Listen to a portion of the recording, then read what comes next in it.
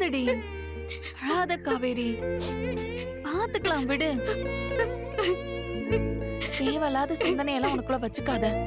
எவ்வளவு சீக்கிரம் உன் வீட்டுக்காரர்கிட்ட பேச முடியுமோ அவ்வளவு சீக்கிரம் நீ பேசு. அந்த பொண்ண வேற எங்கேயாவது வச்சு ட்ரீட்மெண்ட் கொடுக்க ஏற்பாடு பண்ண சொல்லுடி. இப்ப வாச்சு நான் சொல்றத கொஞ்சம் கேளுடி. அழாத காவேரி, அழாத, பாத்துக்கலாம்.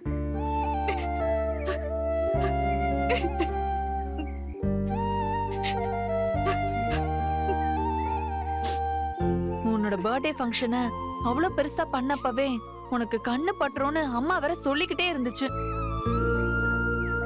நானும் உனக்கு சுத்தி போடணும்னு சொல்லி பண்ணாம விட்டுட்டேன். இப்ப பயந்த மாதிரியே ஆயிடுச்சுடி.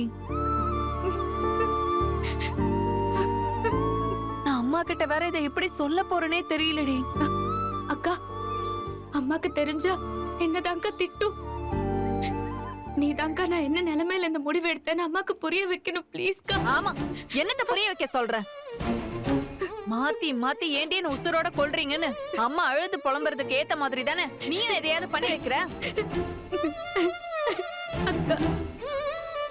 இப்படியே அழுதுட்டு இருக்காம உன் வீட்டுக்காரரை போய் பாரு.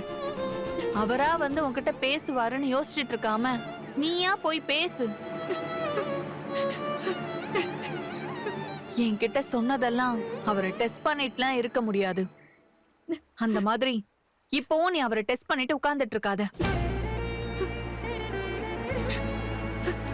அவரா வருவாருன்னு யோசிச்சு மொத்தமா கொண்டு போய் விட்டு கொடுத்துறாதடி. நீதான் இறுக்கி பிடிக்கணும்.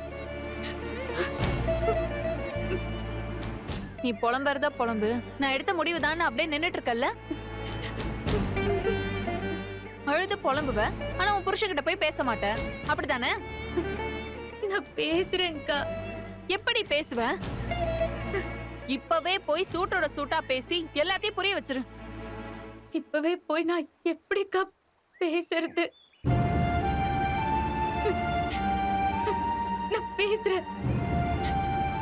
அவர் இங்க தானே வரணும். நான் பேசுறேன்க்கா. நைட்டு எல்லாத்தையும் நான் தெளிவா பேசிடுறேன்க்கா.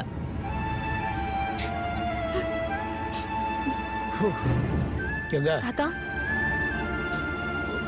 உங்க அம்மா உன்னை தேடிட்டு வந்தாங்க. நான் வர சொல்லிட்டு வந்தேன். நீ போய் என்னன்னு பாரு. சரிங்க தாத்தா.